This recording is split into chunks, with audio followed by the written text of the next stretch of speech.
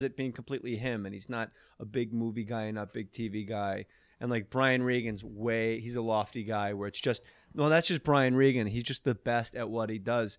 And, you know, it's like when you run like a backdoor screen against the Princeton offense, like, oh, look at little Billy Burr with the backdoor layup. Princeton wins. Princeton wins.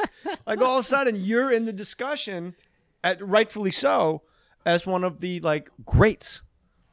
Are you aware? I wouldn't say greats, but this, I know what happened. This is what happened. When you do it as long as I've done it, people get gigs and they stop doing stand-up. So the competition is just as far as like how long, like I've been doing it.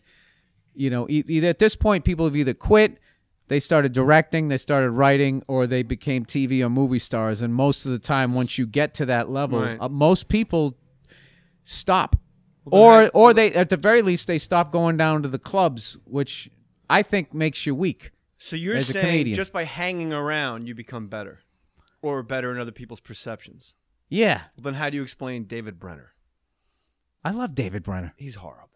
What are you talking about? Horrible for what? You want to hear for something what era? weird? You want to hear something weird? I'm going to be horrible at 70. Do you want to hear something? I mean, what's up with Atari? I mean, you're going to be 70. Oh my God! I go to get a soft drink. It's just out of order. Isn't that amazing? Out of order. There's one soft drink on the whole floor. You would think they would have the machine not out of order, you know? You're like, yeah. Where is there a punchline to this? You know what? That's like trashing Benny Goodman because he kept playing big band swing. You know what I'm saying? It's like, first of all, what is he supposed to do? Make me laugh. It's a simple equation. There's older guys. Carlin. Hey, you know what? Can I get one of those drinks? No. You know what? Hey, let me get one of those Chesterfields. Give one of those Chesterfields. You know what? I think I will have one of those. Your mother did so much fucking. She changed the bloodline forever. Bill's look right now for the listener. Bill Burr, William Frederick Burr, is looking at a Perrier like I handed him a bottle of cock.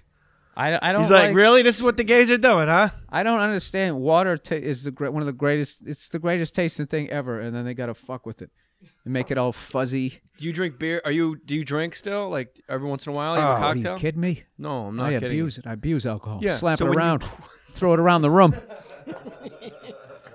I love it. I don't have a problem with it. I enjoy it. This is great. You're in a room of people that loved it so much that they had a huge problem with it, and we all had to stop. You know what I'm into right now? Not to try to get you guys back on the fucking party wagon. If that's what did it, then it was coming anyway. I'm back into Miller High Life. I thought you were saying Coke. Guys, you know. That's the secret to writing a new hour. You set that up like, you know what? You know what I'm into now again? You know what? I'm bringing it back, bro. Because I couldn't remember what it was called because I just call them Millers. Miller. I just call them Millers. But they're like, well, Miller Lite, Miller fucking genuine draft. Miller. Miller High Life. High Life. Yeah, I don't know what it's called. Champagne. Matty boy. Oh, and the fucking He's good for a couple layups. You got to keep a body on this kid. He's like the Ronnie Brewer off the bench. You're like, fucking Ronnie Brewer, 6 points in 2 minutes. I don't know who Ronnie Brewer is. He's just some guy that plays NBA ball. I guess he was never a Celtic, so why would you know him, you know? Well, I don't watch Boston fans are the most ridiculous fans. I've said this before. Any guy that ever... I think Jersey fans are more ridiculous. Well, for the that would be fact true. You don't have fucking teams out there. That would be a fact that there and was you start a Jersey talking team. shit like you live in New York and you don't. But well, continue. They play in New Jersey.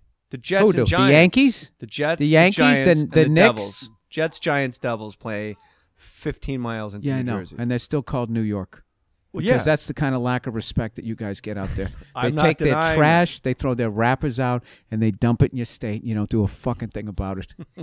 And that's why nobody respects you. Hey, speaking of Jersey, yes, sir. Oh shit, here's a fucking segue. Let's go back to Coke. I just saw Bruce Springsteen down in Anaheim. Now I'd never seen that guy. I never got it.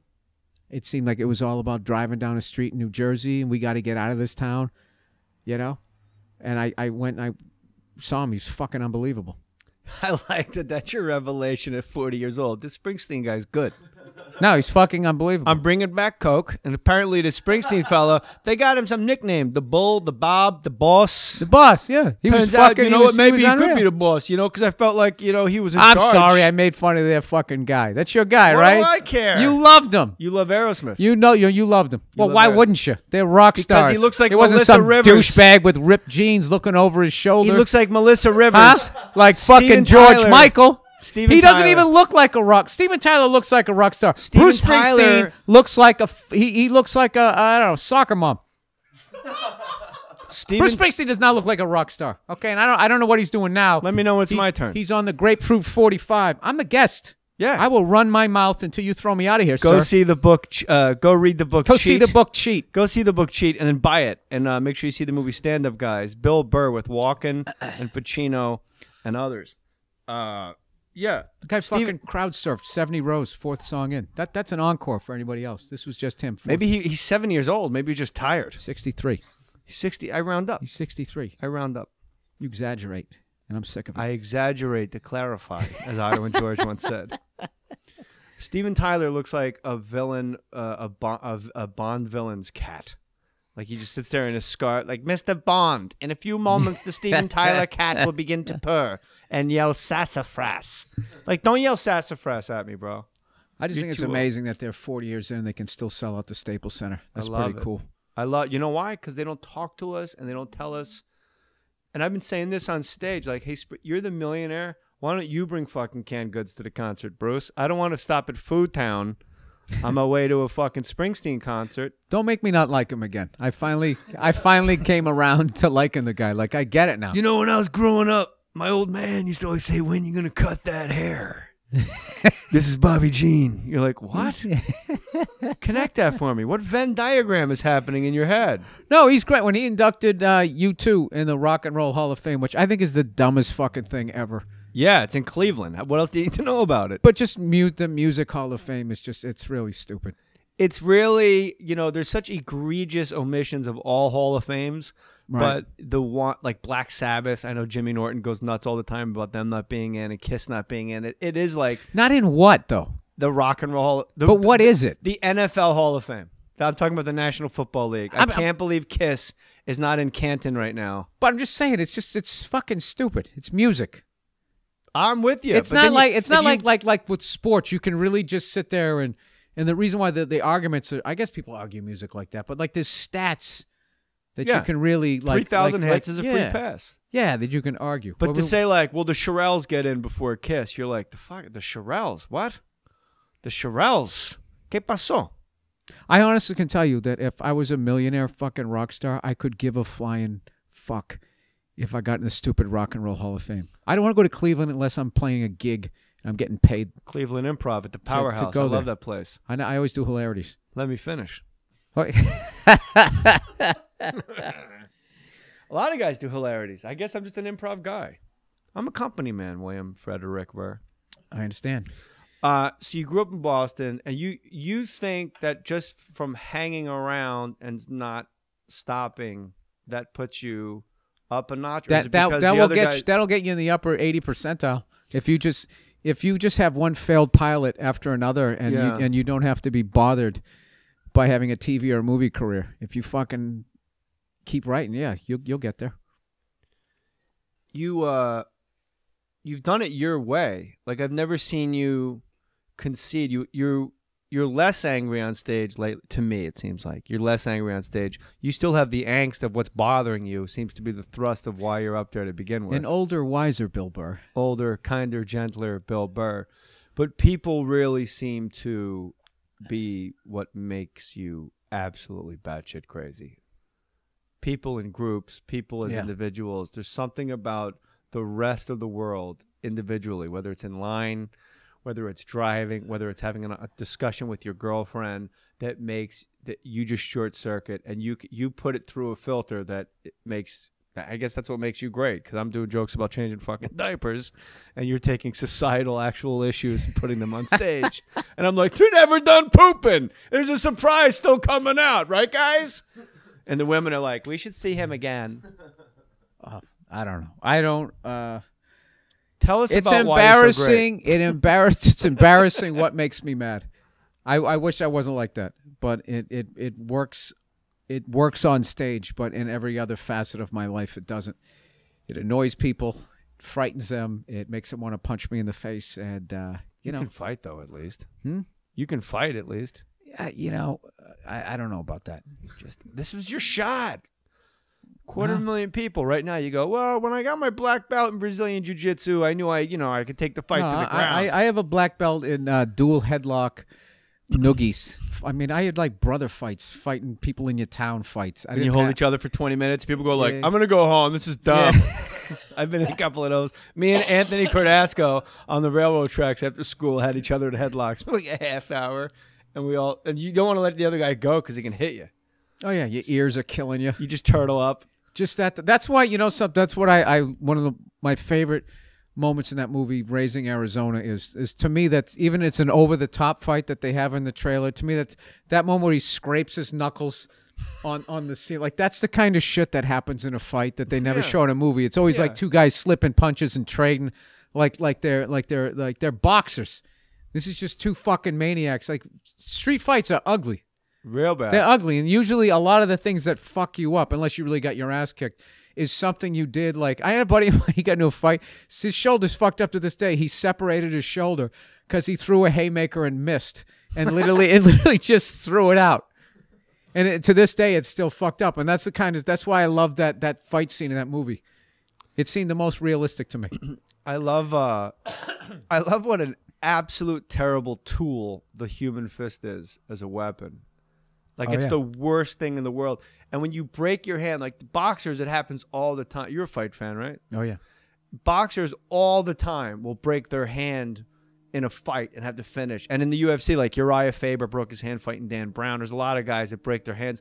And I'm like, I was thinking about this the other day. I was like, there's no equivalent to that in sports where, like, I hit you in the face so hard I broke my hand. Like, I hit a home run so far that there's 3 outs. Yeah. Like, I just drilled you exactly on the button, and now I'm going to just do leg kicks for the next 10 minutes because I don't know how they do it. It's unbelievable. What's his face? I threw 3 touchdowns. We're down 4 points. Muhammad Ali breaks his jaw and keeps fighting. I mean, those guys, they're the as far as in the free world. I'm not talking about on the inside, but as far as the free world, those are the toughest guys out there. And a lot of people don't realize that those mitts, then they're not to, cushion the blow. It's to protect your hands. Like, it's still... There's too many tiny bones in the human hand. I don't know. I don't know how they do it. Like UFC, too, when they sit there. I love when they're, like, somebody's on top and starts doing that ground and pound, and the guy's on the bottom, like, blocking and / eating elbows and looks over at the clock. All right, 30 more seconds of this. Dude, I would take one of those elbows. I'd just be tapping. I like you'd be the guy that I'd be called Bill. All right, Burr. That would be my nickname. Nothing cool, nothing lights out, none of that. Okay. I want to picture you tapping out while standing up 4 feet apart.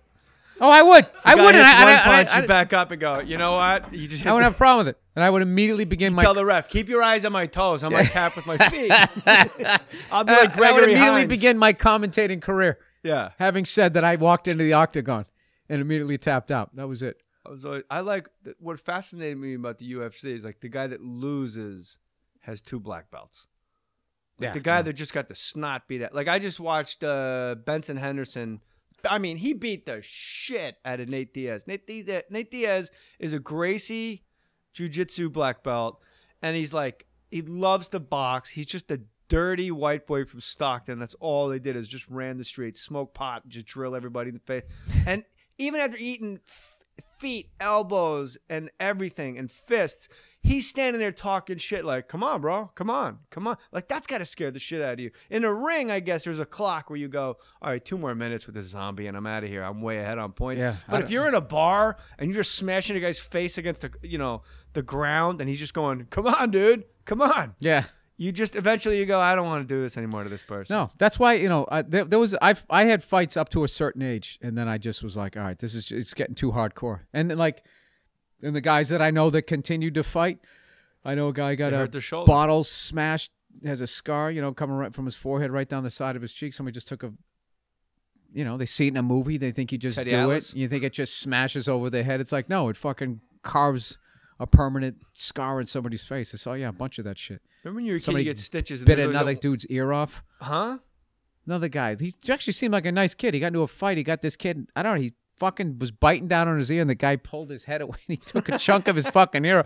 Right there, I was just like, I think I tapped out in like the 7th, 8th grade. I was just like, this is just getting too hardcore. I'm gonna tell jokes. That's really the secret. Is you got to be willing to bite the ear. You got to be willing to like grab the guy's balls and twist them. Or like, hey, no, because when you're a kid and you fight, it's like, no kicking, bro. What are you doing? He's fucking pulling my hair. Cheater. Like, no, you got to be willing to take an eyeball out of an